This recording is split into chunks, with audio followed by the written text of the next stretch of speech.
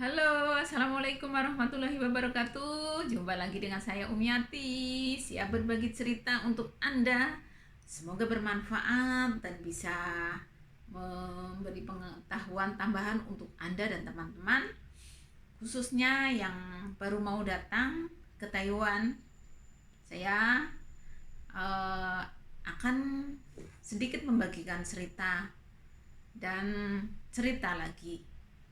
Tidak bosan-bosan saya akan membagikan cerita untuk Anda, karena siapa tahu ada yang akan mengalaminya hal seperti saya. Mulai saja saya bercerita, tidak usah bertele-tele. Seperti buah simalakalma, saya waktu kemarin lah, belum lama ya. Ketika ada tawaran, saya akan dinaikkan gaji sebesar 6.000 NT. Kalau di kurs Indonesia itu sekitar 3 jutaan lebih saat ini ya. Saya bingung sekali waktu itu, teman-teman. Sementara siapa sih yang gak mau ada tambahan gaji sebagai pekerja, sebagai buruh, sebagai TKW, atau sebagai pekerja lainnya? Pasti menginginkan ada tambahan gaji. Kok tiba-tiba untuk saya pribadi ditawarkan gaji tambahan sebesar 6.000 NT, setara 3 juta lebih kurs Indonesia ya. Saya bingung sekali, teman-teman, waktu itu. Benar, saya bingung dan bingung. Pada siapa lagi saya harus ngomong ya sama teman-teman. Ya lumayan lah, kemana harus cari uang 3 juta lebih dalam waktu sebulan, gajian ditambah 6.000 itu. Tapi kan saya bingung. Bingungnya gimana, teman-teman? Simak ya, terus jangan di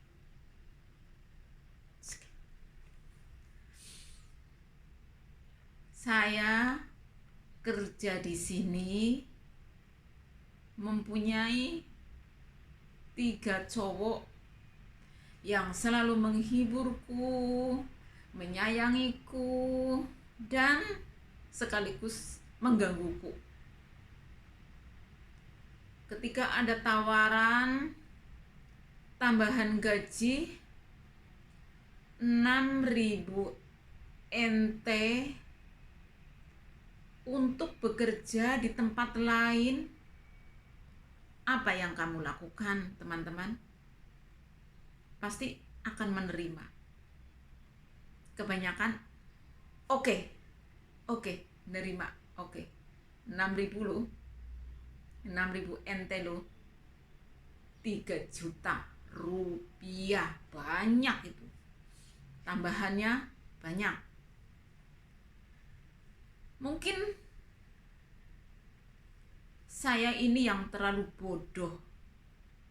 Ya, saya akui saya terlalu bodoh. Kok ada yang meminta tambahan gaji paling 1.000 atau 2.000 saja? Susah sekali. Kok saya ada tambahan 6.000 kok masih pikir-pikir maunya bagaimana? Simak satu persatu ya. Dalam kurun waktu hampir 5 tahun, 4 tahun lebih, terus tiba-tiba kok ada tawaran tempat baru saya langsung berpikir, kalau misalnya aku bekerja di tempat yang baru, saya harus otomatis situasinya beda kan? Saya harus mengenal siapa teman saya dan apa nanti kegiatan saya di sana. Terus yang paling menyedihkan sekali, saya harus meninggalkan 3 cowok yang saya cintai saat di sini, saat kerja di sini. Saya bingung teman-teman, semalam suntuk saya nggak bisa tidur. Tapi alhamdulillah Allah memberi petunjuk yang terbaik untuk saya. Ketika majikan sama agent memanggil saya untuk menandatangani bahwa saya sanggup menerima tambahan gaji 6.000 untuk bekerja di tempat lain yang masih lingkup saudara memang ya. Aku masih terlalu berat. Tapi karena saya sayang juga dengan majikan saya, akhirnya saya mengiyakan atau menyetujui untuk menuruti kemauannya untuk bekerja di tempat lain. Tapi saat itu saya masih dengan keyakinan saya bahwa saya masih dipertahankan. Tapi saya hanya mengikuti saja. Apa langkah selanjutnya? Setelah saya mencoba 1 bulan. 1 bulan saya sanggup bekerja. Kalau misalnya saya tidak nyaman, saya akan kembali, atau kalau majikan saya tidak mau menerima saya lagi untuk bekerja, saya lebih baik pulang ke Indonesia. Lebih enak kan menjaga anak sendiri daripada saya harus bekerja di tempat yang kurang nyaman. Akhirnya saya tanda tangan, tanda tangan. 1 bulan saya coba. Saya agak enteng rasanya. Tapi saya sudah berdoa kepada Allah, kalau memang saya ditempatkan di sana, di tempat lain dengan gaji tambahan gaji 6.000 NT, dengan syarat saya harus nyaman dalam bekerja dan nyaman dalam beribadah. Pokoknya saya doanya seperti itu. Terus malamnya majikan saya saling bertelepon dengan tempat yang mau saya kerja di sana ya. Akhirnya majikan saya bilang, nanti kalau anak ini bekerja di sana, apakah seperti ini, apa bisa? Maksudnya itu kan neneknya pikun. Padahal saya itu kan kurang lihai ya, kurang bisa dalam bahasa. Apalagi bahasa asli sini. Kalau bahasa Mandarinnya sih sedikit-sedikit saya mengerti, walaupun tidak begitu begitu paham lah, tapi saya mengerti. Terus dengan berbagai macam alasan yang memang masuk akal juga untuk saya, akhirnya majikan saya dan orang yang mau memperkerjakan saya itu